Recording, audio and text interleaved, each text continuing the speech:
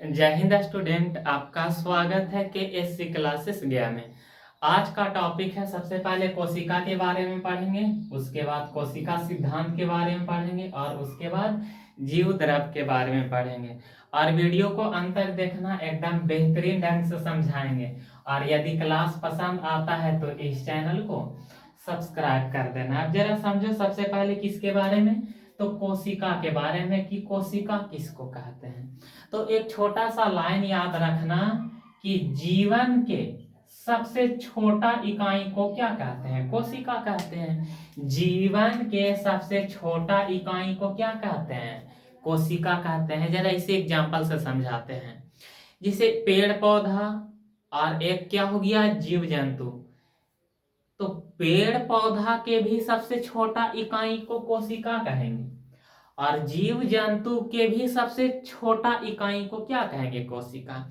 जैसे ये हाथ है, हाथ में से एकदम थोड़ा सा कोशिका को क्या कर लेंगे, जरा ध्यान से समझेगा। ये हाथ है, हाथ का एकदम छोटा सा टुकड़ा को अलग करेंगे और वही छोटका टुकड़ा का कहलाएगा कोशिका। मेमोरी में सेट हुआ।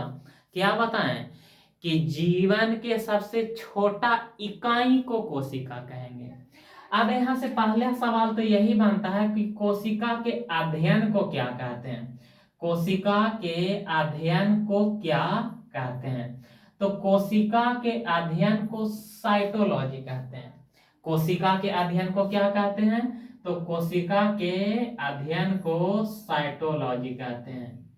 कोशिका के अध्ययन को किस नाम से जानते हैं, साइटोलॉजी के नाम से जानते हैं। कोशिका के अध्ययन को क्या कहते हैं, साइटोलॉजी कहते हैं। अब जरा ध्यान से समझेगा, कोशिका की खोज सबसे पहले कौन किया था। तो कोशिका की खोज सबसे पहले जो किया था उस व्यक्ति का नाम है रॉबर्ट हुक। उस व्यक्ति का नाम क्या है, तो उस व्यक्ति का नाम है रॉबर्ट हुक। कोशिका की खोज सबसे पहले कौन किया था, तो रॉबर्ट हुक किया था। लेकिन कोशिका को खोजने के पहले रॉबर्ट हुक एक माइक्रोस्कोप बनाया। माइक्रोस्कोप का काम होता है कि छोटा वस्तु को देखने पर वो माइक्रोस्कोप वो छोटका वस्तु को बड़ा दिखाता है। तो रॉबर्ट हुक सबसे पहले एगो माइक्रोस्कोप बनाया। अब माइक्रोस्कोप बनाने के बाद एकरे घरवा में एगो पेड़ था। उस पेड़ का नाम है कॉर्क का पौधा। उस पेड़ का नाम क्या है, तो कॉर्क का पौधा।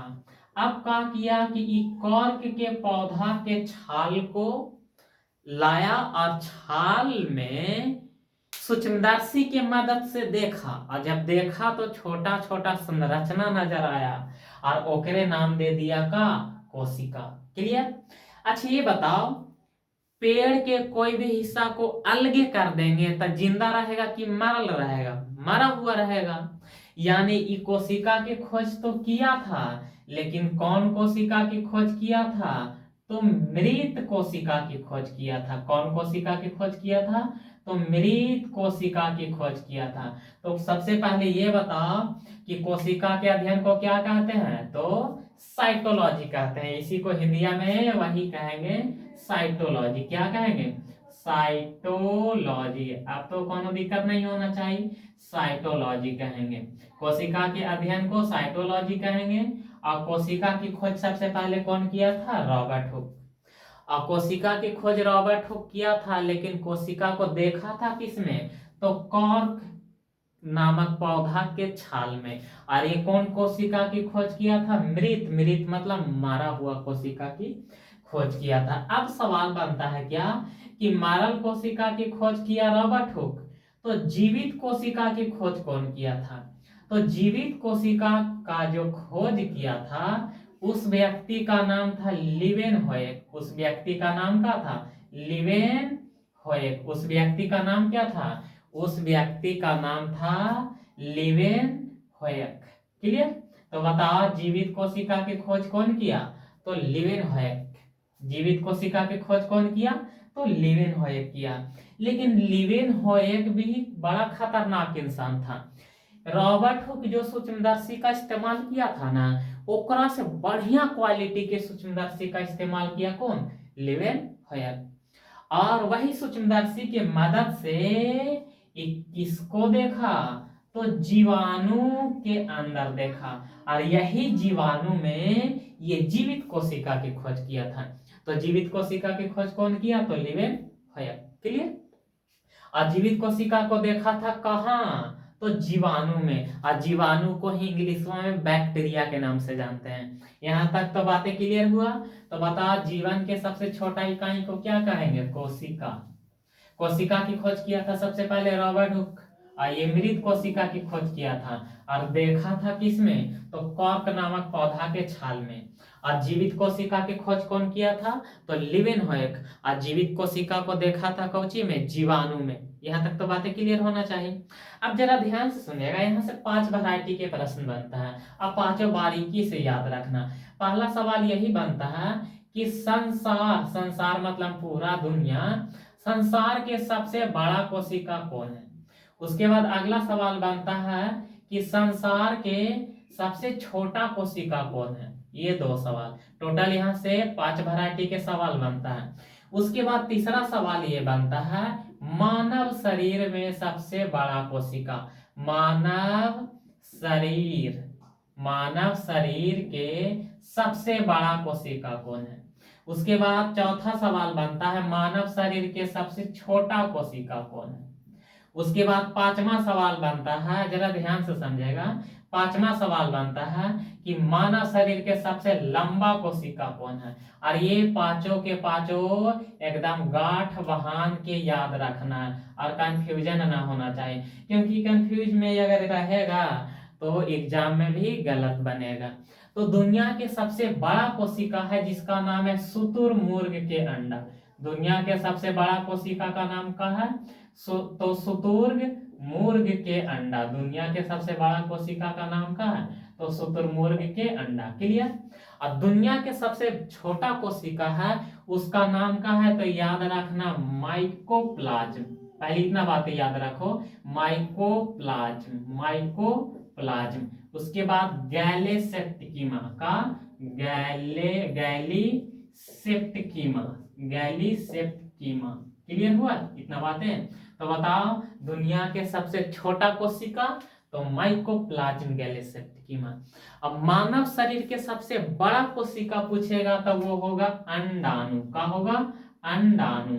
और अंडाणु होता है कौची में, तो मादा में। मादा कहने का मतलब स्त्री में। और उसके बाद पूछेगा मानव शरीर के सबसे छोटा कोशिका कहाँ है, तो याद रखना शुक्राणु। और शुक्राणु होता है कोची में, तो नर में। नर कहने का मतलब पुरुष। क्लियर।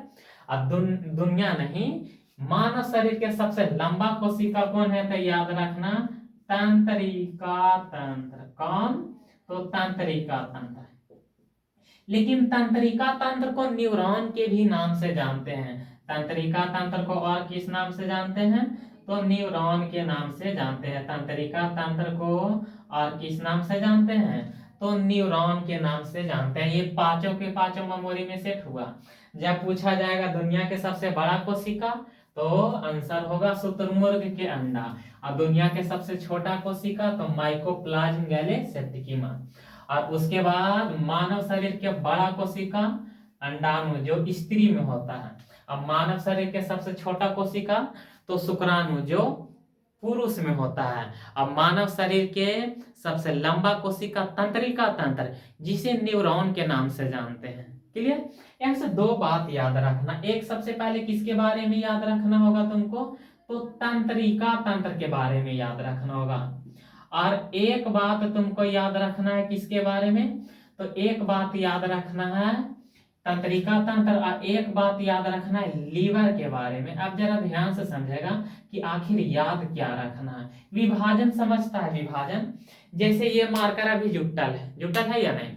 अब बताइए इसको ऐसे खींचेंगे तो ये अलग हो गया, तो ये एक अलग भाग हो गया और ये एक अलग भाग हो गया, तो एक का कहेंगे विभाजन। तो हम यही बताना चाहते हैं कि सबसे ज्यादा कोशिका का विभाजन किसमें होता है, तो लीवर में। तिरिया ऊपरे है मतलब एकरा में कोशिका का विभाजन सबसे ज्यादा होता है।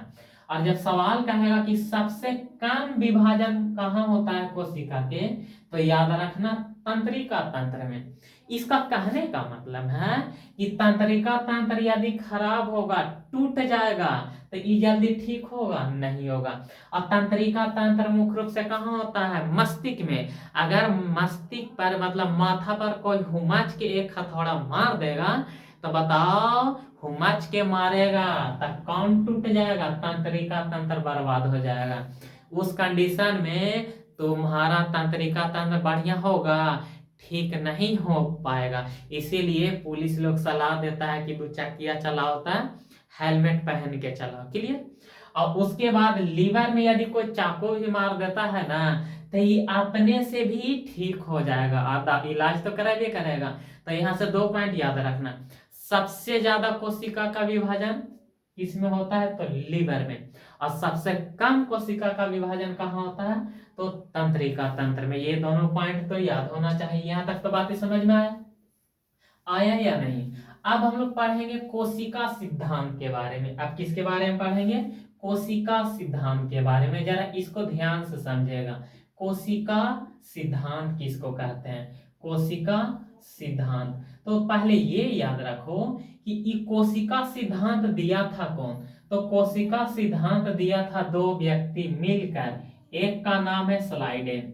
एक का नाम का है? तो एक का नाम है स्लाइडेन और दूसरा का नाम है स्वान। तो कोशिका सिद्धांत कितने व्यक्ति मिलकर दिया था?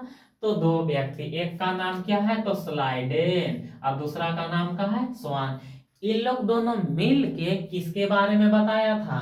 तो इन लोग दोनों मिल के मुख्य रूप से कोशिका के बारे में बताया। अब पहला बात बताया का कि कहता है कि पृथ्वी पर जितना जीव है, मतलब सभी जीव कोची से मिलकर बना है?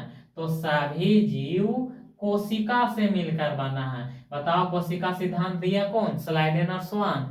और पहला बात बताया का कि सभी जीव जंतु कोची से मिलकर बना है? कोशिका से मिलकर बना है। उसके बाद दूसरा बात ये बताता है कि सभी कोशिका का निर्माण। दूसरा बात बताता है का कि सभी कोशिका का निर्माण तो होता है, लेकिन सभी कोशिका का निर्माण पूर्व कोशिका से होता है। सभी कोशिका का निर्माण होता है, लेकिन केकरा से होता है? तो पूर्व कोशिका से होता है। इसे हम जरा एग्जांपल से समझाते हैं। बताओ, जब हम पैदा लिए होंगे तब बताओ ये हाथ वाला उंगली होगा कि नहीं होगा? लेकिन ये छोटा है। लेकिन उम्र जैसे जैसे बढ़ा तो ये उंगलियां बड़ा हो गया कि नहीं? अब बताओ, पहले अगर उंगली ना रहता, जन्म लेते समय तक का ये उंगली अभी इतना बड़ा नजर आता नहीं। तो इसका मतलब यही है कि इतना बड़ा उंगली बना कैसे? पहले ये उंगली का छोटा सा भाग था, तब ना ये उंगली इतना बड़ा बना। तो वही कहता है कि सभी कोशिका का निर्माण होता है। ये कोशिका तो बना, लेकिन ये पूर्व कोशिका से बना। मतलब ऐसा संरचना, ऐसा कोशिका पहले था लेकिन छोटा था। दूसरा बात याद हुआ कि सब कोशिका का निर्माण तो होता है, लेकिन वो पूर्व कोशिका से होता है। दोनों बातें क्लियर हुआ? उसके बाद तीसरा बात कहता है का कि कोशिका के निर्माण में सबसे ज्यादा किसका योगदान होता है? तो केंद्रक का योगदान होता है। ये कौन बताया? तो स्लाइडेन और स्वान बताया। देखो, ये हो गया कोशिका, और कोशिका के बीच वाला भाग को ही क्या कहते हैं? केंद्रक कहते हैं। तो बताओ, कोशिका सिद्धांत कौन दिया? तो कोशिका सिद्धांत दिया था कौन? तो कोशिका सिद्धांत दिया था स्लाइडेन और स्वान। और पहला बात बताया का कि पृथ्वी पर जितना जीव जंतु है सब बनता है कोशिका से। बातें क्लियर? उसके बाद बताया कि सभी कोशिका का निर्माण होता है, लेकिन पहले वाला कोशिका से होता है। तीसरा बात बताया को बताया कि कोशिका के निर्माण में सबसे ज्यादा किसका योगदान होता है? केंद्रक का। लेकिन यहाँ पर स्लाइडेन और स्वान एक वो गलती किया। ई का गलती किया, ई बता नहीं पाया कि कोशिका कैसे बनता है। तो बताओ, स्लाइडेन और स्वान क्या गलती किया? तो गलती यही किया कि ये कोशिका सिद्धांत में बताया था कि कोशिका कैसे बनता है, नहीं बताया था। तो ये बात को बताया एक वैज्ञानिक था जिसका नाम है रडोल्फ विर्चो। मतलब कोशिका का निर्माण कैसे होता है, ये बात कौन बताया? Rudolf Virchow. और ये बताया कि कोशिका बनता है, लेकिन पूर्व कोशिका से बनता है। ये बात बताया कौन? तो रडोल्फ विर्चो। तो बताओ, कोशिका सिद्धांत में स्लाइडेन और स्वान क्या गलती किया, क्या नहीं बताया? तो ये नहीं बताया कोशिका कैसे बनता है। यहां तक तो बातें क्लियर हुआ, हाँ या ना? अब हम लोग पढ़ेंगे जीव द्रव के बारे में कि जीव द्रव कहते हैं किसको। तो जो कोशिका होता है, कोशिका बनल होता है जीव द्रव के। कोशिका का निर्माण होता है कौची से? तो जीव द्रव से। इसको जरा समझेगा ध्यान से। ई है कोशिका, और कोशिका का निर्माण यानी कोशिका बना होता है कौची के? तो कोशिका बना होता है कौची के? तो जीव द्रव का बना होता है। जीव द्रव का बना होता है। ये वाला बातें क्लियर हुआ? बताओ, कोशिका बना होता है कौची के? तो कोशिका बना होता है जीव द्रव के। और जीव द्रव की जो खोज किया था उस व्यक्ति का नाम है पुरकिंजे। जीव द्रव का खोज जो किया था उस व्यक्ति का नाम क्या है? तो उस व्यक्ति का नाम है पुरकिंजे। जीव द्रव का खोज किया था उस व्यक्ति का नाम क्या है? तो जीव द्रव के खोज किया था उस व्यक्ति का नाम है पुरकिंजे। और यही पुरकिंजे बताता है कि जीव द्रव तरल में होता है। कौची में होता है? तरल रूप में होता है। तरल मतलब द्रव रूप में होता है। उसके बाद ये बताया कि इसके पास कोई रंग नहीं होता है। अब कोई रंग ना होगा तो वो क्या होगा? रंगहीन होगा। ये कौन बताया? तो पुरकिंजे बताया। उसके बाद बताया कि जीव द्रव का होता है? तो जीव द्रव चिपचिपा होता है। माड़ देखा है? माड़ जो भात बनता है तब भात में बनने के बाद उसमें पानी के जैसा गाढ़ा पदार्थ निकलता है, तो वैसे नहीं होता है जीव द्रव, और चिपचिपा होता है। क्लियर? बताओ, कोशिका बना होता है कौची के? तो कोशिका निर्माण का हो या बना का हो, बात का है सेम है। तो कोशिका का निर्माण या कोशिका बना होता है जीव द्रव के।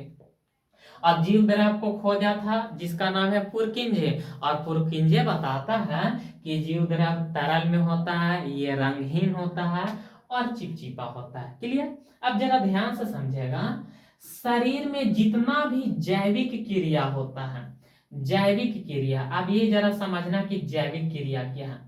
तो शरीर में जितना भी जैविक क्रिया होता है वो जैविक क्रिया होता है किसके मदद से? तो जीव द्रव के मदद से होता है। मतलब हमारे शरीर के अंदर जो भी घटना घटता है, जिससे ज्यादा भोजन कर लेता है तो पेट में गड़गड़ाहट उत्पन्न होता है या नहीं?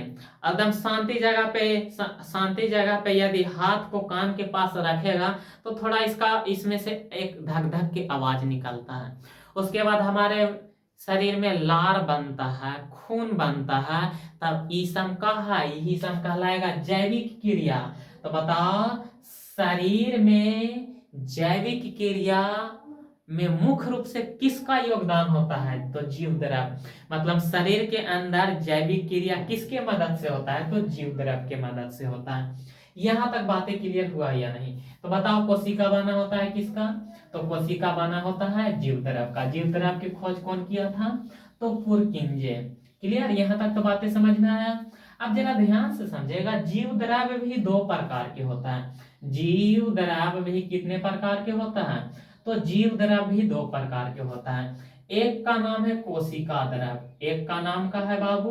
तो एक का नाम है कोशिका द्रव और दूसरा का नाम है केंद्रक द्रव। दूसरा का नाम का है? तो दूसरा का नाम है केंद्रक द्रव। तो सबसे पहले ये बताओ हमें कि जीव द्रव कितने तरह के होता है? तो जीव द्रव दो तरह के, एक का नाम है कोशिका द्रव और दूसरा का नाम का है केंद्रक द्रव। अब दोनों जरा समझेगा, ई बना दिए कोशिका और ई बना दिए का केंद्रक। अब कोशिका के अंदर एगो झिल्ली होता है। कोशिका के अंदर एगो का होता है? तो पतला झिल्ली होता है। कोशिका के अंदर एक वो पतला झिल्ली होता है और यही पतलका झिल्लिया को कहते हैं कोशिका झिल्ली। इसी को क्या कहते हैं? कोशिका झिल्ली।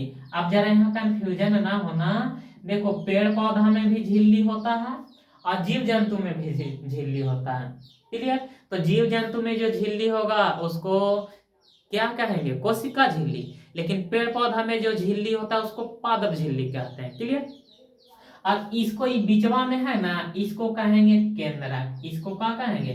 केंद्रक। इसको कहेंगे केंद्रक। अब जरा समझेगा, ई कोशिका झिल्ली है, ई केंद्रक है, एकरे बीचवा में का होता है, द्रव अवस्था में कुछ पदार्थ होता है और यही द्रव को क्या कहते हैं, तो कोशिका द्रव। कोशिका द्रव किसको कहेंगे, कोशिका द्रव होता है कहाँ, तो केंद्रक झिल्ली, नहीं कोशिका झिल्ली और केंद्रक के बीच में जो द्रव होता है उसको क्या कहेंगे, कोशिका द्रव। क्लियर।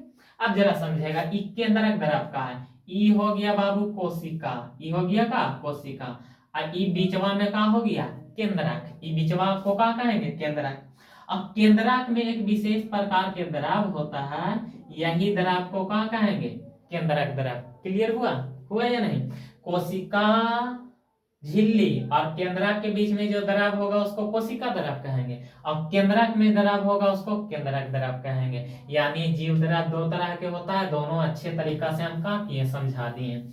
अब जरा आगे याद रखना कि जीव द्रव है ना, ये जीव द्रव में 80%, ये जीव द्रव में 80% का होता है, तो 80% जल होता है। जीव द्रव में कितना प्रतिशत जल होता है, 80% जल होता है। लेकिन जीव द्रव के 99% भाग, 99% भाग कितने तत्व से मिलकर बना है, तो 4 तत्व से मिलकर बना है। जीव द्रव का 99% भाग कितने तत्व से मिलकर बना है, तो 4 तत्व से मिलकर बना है। सबसे ज्यादा होता है का, तो ऑक्सीजन O2। क्लियर। उसके ऑक्सीजन होता है कितना परसेंट, तो याद रखना 76%।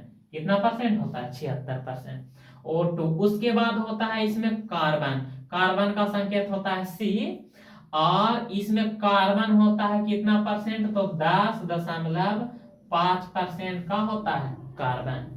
उसके बाद होता है इसमें का, जरा ध्यान से सुनेगा, ऑक्सीजन होता है 76%, कार्बन होता है 10.5%। उसके बाद इसमें हाइड्रोजन होता है 10%। हाइड्रोजन कितना परसेंट होता है, 10%।